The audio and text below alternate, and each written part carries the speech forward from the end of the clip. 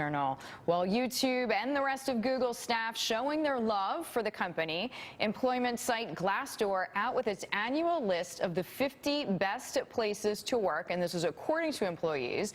Google coming in at #1. In fact, tech companies represent nearly 30% of the list. There's some surprises, though. Some big Silicon Valley names fell. We'll get to that in a minute. Joining me now in a first on Fox Business, Glassdoor's CEO, Robert Hohman. So first of all, Robert, were you surprised that Google was #1? It's been in a top spot for a while. Good morning, Deirdre. Well, Google has made the list 7 years in a row. It's one of the few companies that has made the list every year that we've done it. But this was the first year that they won. And so, no, I wasn't terribly surprised. I think it's really interesting to go and read the reviews of their employees and see why, though. What Google has done is it's sort of like they've borrowed the agile development methodology and applied it to HR.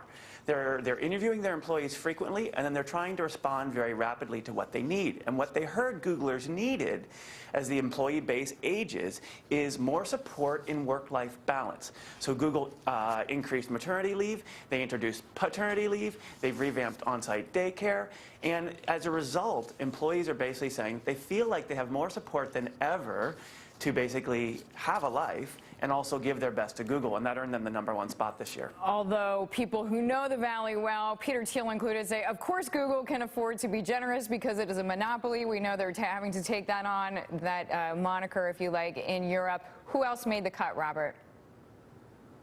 Sure. We see F5 Networks. Not a household name, but one of the largest IT tech firms in the world. If you work in security or network infrastructure, it's probably one of the single best places that you can go to work on the planet. Facebook fell a little this year to #13, is still an amazing place to work. Employees cite the ability to impact over 1 billion people around the globe, but it's getting harder to get work done as Facebook just gets bigger and bigger and more complicated to navigate. That makes sense. Now, you mentioned how Google has been on this list, Robert, for 7 years. Any other companies that maybe they're #1, maybe they're #15, but that have always been strong since you've been doing these surveys? Yeah, there's several. Apple has always been on the list.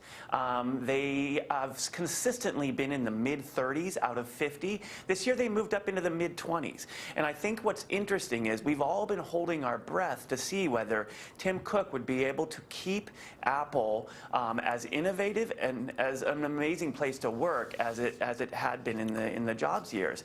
And so far it looks pretty good. I mean, I think at this point we can state that we've turned the corner and it's survived. It certainly survived. And speaking of survived, Qualcomm, because this was such a hot tech stock and a hot tech name. I mean, it was one of the ones that had to weather the bubble in 1999, 2000. But here it is. It seems like on the list. It is. It's also a 7 times best places to work winner. It's made the list all 7 years.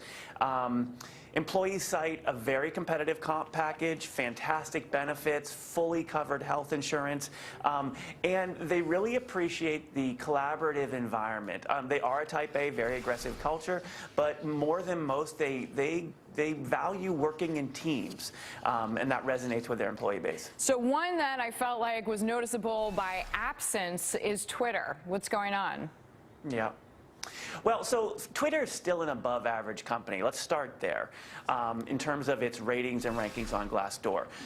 Twitter last year was the top-rated tech company. And this year they didn't make the list at all. But you'll remember also last year Twitter went public. It's not uncommon for a company in the year that they go public to have a halo around them. And then the following year is really can be very challenging. And Twitter, I think that's exactly what we're seeing. They've had a little more of a challenging year than most. They have a new VP of engineering, they have a new VP of media, they have a new COO, they have a new CFO. Employees point to near constant reorgs in the product and engineering groups. My personal take on this, Dick Costolo is an amazing CEO. I think he's doing the things that need to be done at Twitter as they enter adolescence. It's been a year of churn, and I think we're going to see him settle down and be back on the list next year. So just growing pains as can happen, as you just Yep. mentioned, as the company matures a little bit. Robert, thank you so much for the time. Thanks so much for coming on and sharing the results. Robert Hohman joining us there. He is the CEO of Glassdoor. With some of the other stories that we are following for you, we bring in Fox Business, Lori